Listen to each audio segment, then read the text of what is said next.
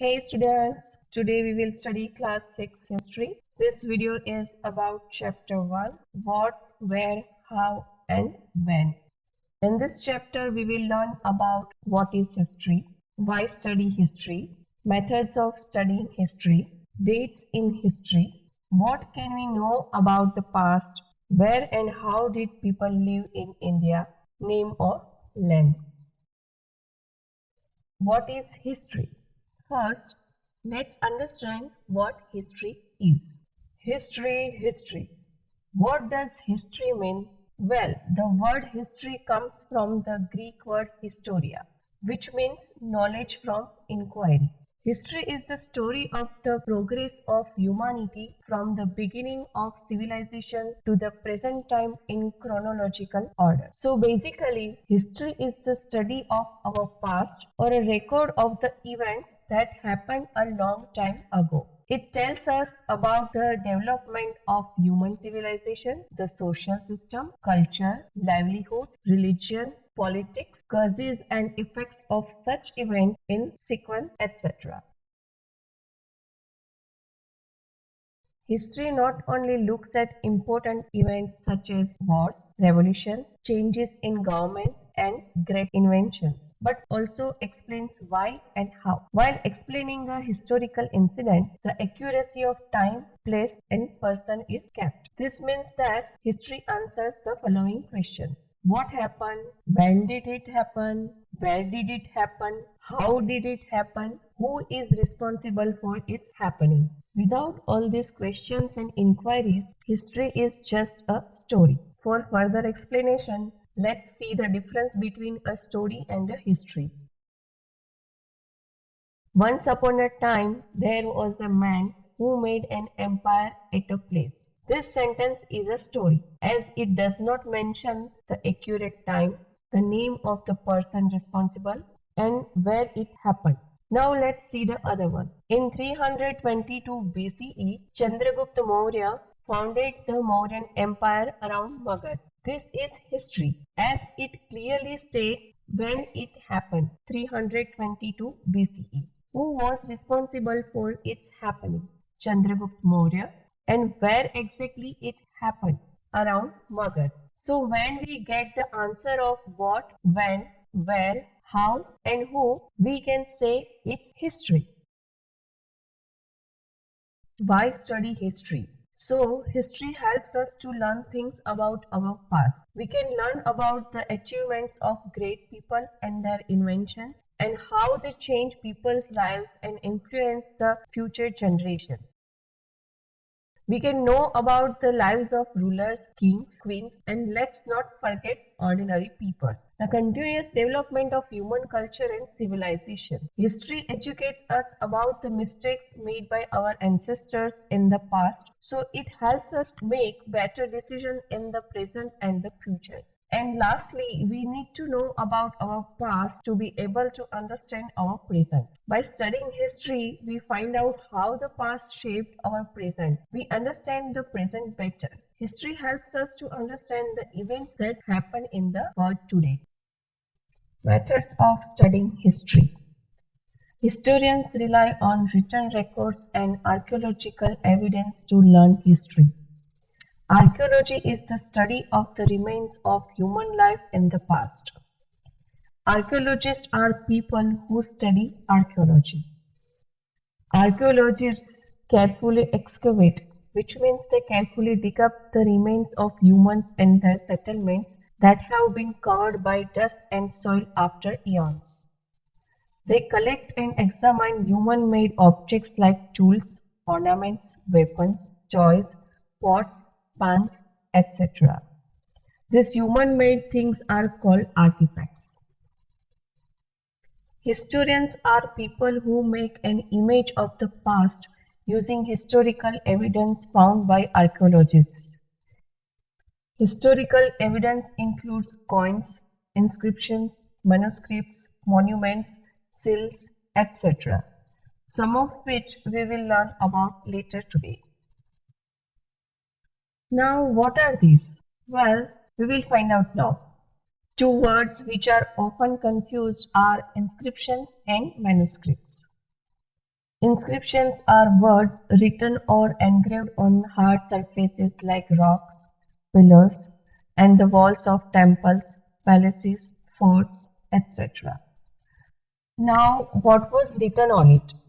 So, king's orders and victories in battles of kings are written on inscriptions, while manuscripts are documents that have been written by hand. Manuscripts comes from the Latin word manu, means hand. These were written on palm leaf or specially prepared bark of tree known as birch, which grows in Himalaya. It was very perishable because it was written on palm leaf or birch, and many manuscripts were eaten by insects and some were destroyed. Manuscripts were written in many subjects like religious belief, lives of kings, medicine, science, epics, poems, plays, etc. Manuscripts were written in Sanskrit, Prakrit, or Tamil. Prakrit was used by ordinary people. Other sources of historical evidence are coins. Coins are issued by the ruler of a country to trade goods and services. Coins were made of different metals like gold, silver, copper, etc. We will learn more about trade later. Seals. Seals were used to stamp bags or packets containing goods that were sent from one place to another. After a bag was closed or tied, a layer of wet clay was applied on the knot and the seal was pressed on it. The impression of the seal is known as sealing. The seal is a small artifact mostly made of stone, wood, or metal. The main purpose of the seal was securing and marking. Monuments. Other written sources of Indian history are religious literature, secular literature, written records of rulers, and written records of foreign travelers. Examples of religious literature are the Vedas, the Ramayana, the Mahabharata, the Jatakas, the Angas, etc. Secular literature, that is non-religious literature, includes the Arthashastra by Chanakya, Shakuntalam by Kalidas, etc. Written records of rulers are like the Harshcharitra by Manbhatta. Written records of foreign travelers include accounts of Chinese pilgrims like Fa Xian, Xuanzang, I Ching, etc.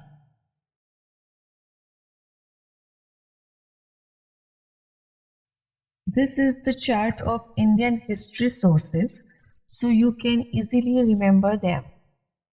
Dates in history. In history, it is important to learn how to tell the dates of significant events. Historical timelines shows the significant historical events and developments over the course of centuries. The birth of Jesus Christ is an important reference point in our dating system. The system is almost followed in the entire world. BC, before Christ. The period before the birth of Jesus Christ is known as BC. AD, Anno Domini. This is the period after the birth of Jesus Christ.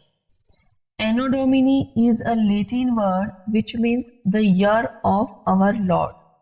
Nowadays, most historians prefer to use the terms BCE and CE in place of BC and AD.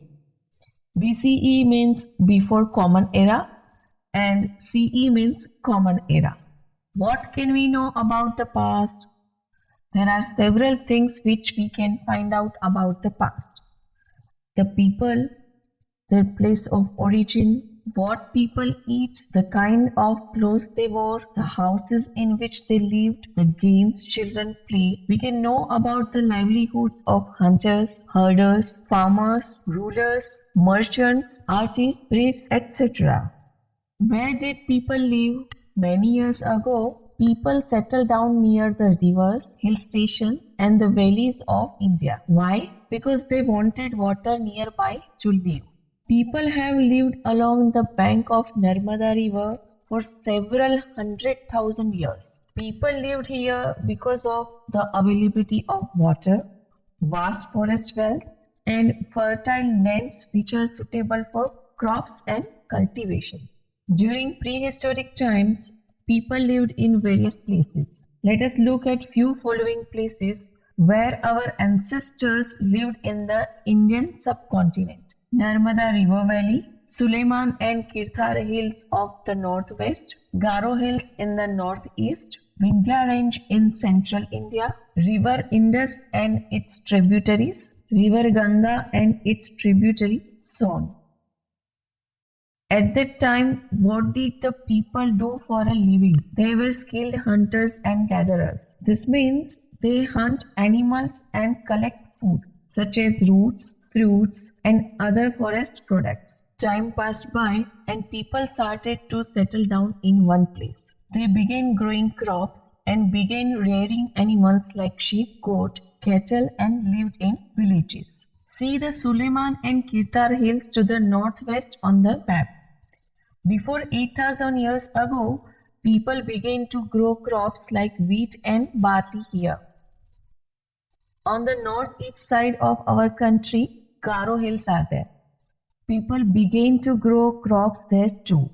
The Vindhya Range in central India near Madhya Pradesh was the place where rice was first grown. 8,000 years ago, rice was first grown to the north of the Vindhyas. Let's fast forward to 4,700 years ago.